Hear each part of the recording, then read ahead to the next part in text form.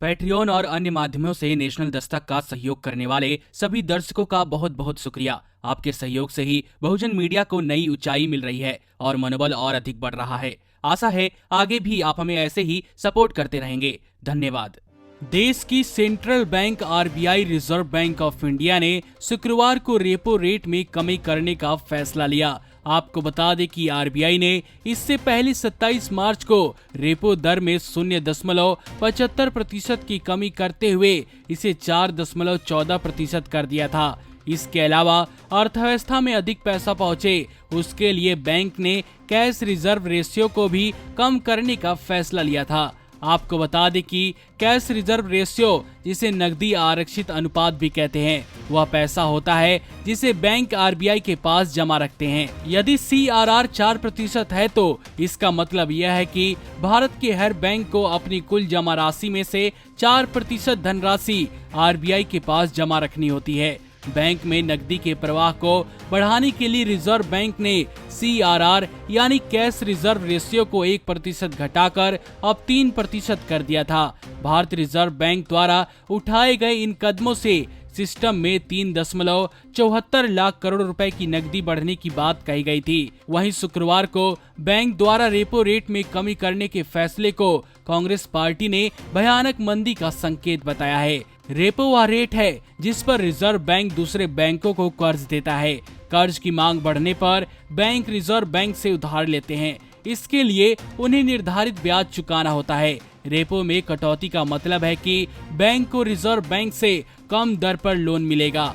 कांग्रेस ने आरबीआई द्वारा रेपो कम किए जाने और देश में विकास दर नकारात्मक रहने का अनुमान लगाने के साथ साथ कर्ज के भुगतान की सीमा को 3 महीने के लिए बढ़ाने पर भयानक मंदी के संकेत बताया है।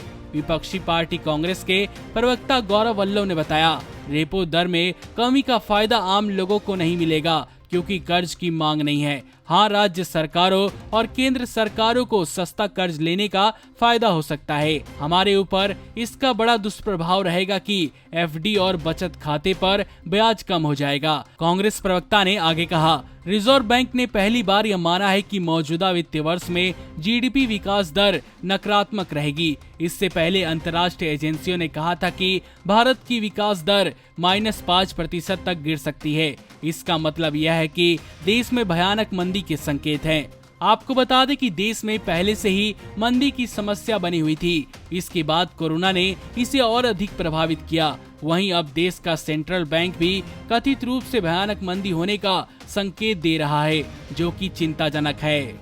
नमस्कार।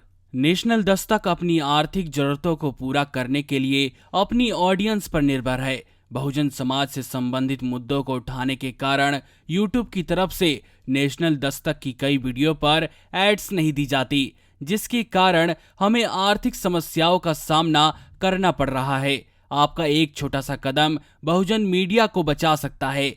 आपके सहयोग और सहायता के कारण ही हमने अभी तक यह मुकाम हासिल किया है। नेशनल दस्तक को आप पैट्रियन के जरिए सपोर्ट कर सकते हैं। इसके साथ ही आप अन्य माध्यमों जैसे यूपीआई, गूगल पे, डेबिट कार्ड, वॉलेट, फोन पे आदि से भी हमारी मदद कर सकते हैं, जिसका लिंक वीडियो के नीचे डिस्क्रिप्शन में डाल दिया गया है। पैट्रियन पर आप हमें प्रतिमाह $2 यानी 140 रुपए प्रतिमाह से हमारे साथ जुड़ सकते हैं। दूसरे माध्यमों में राशि की कोई सीमा नहीं है। आपके सहयोग से ही बहुजन मीडिया को एक नई दिशा मिली है और इसे अभी एक नए मुकाम तक लेकर जाना बाकी है, जो आपके साथ के बिना संभव नहीं है। आपसे डायरेक्ट फंडिंग से हम आपके अधीन हो जाएंगे और एक स्वतंत्र मीडिया के तौर पर समाज की आवाज को बुलंद कर पाएंगे। धन्यवाद। नेशनल दस्तक को देखने वालों से अपील है कि वह नेशनल दस्तक के सपोर्टर फॉर्म को भरें ताकि हम सीधे आपसे जुड़ सके। नेशनल दस्तक की आपसे गुजारिश है कि अगर इसको बचाना चाहते हैं तो नेशनल दस्तक को सब्सक्राइब करने के लिए रेड कलर के सब्सक्राइब बटन को दबाएं, फिर बेल आइकन की घंटी दबाएं। नेशनल दस्तक को बचाने के लिए बहुत जरूरी है कि हर खबर को शेयर करें, लाइक करें, कमेंट जरूर करें।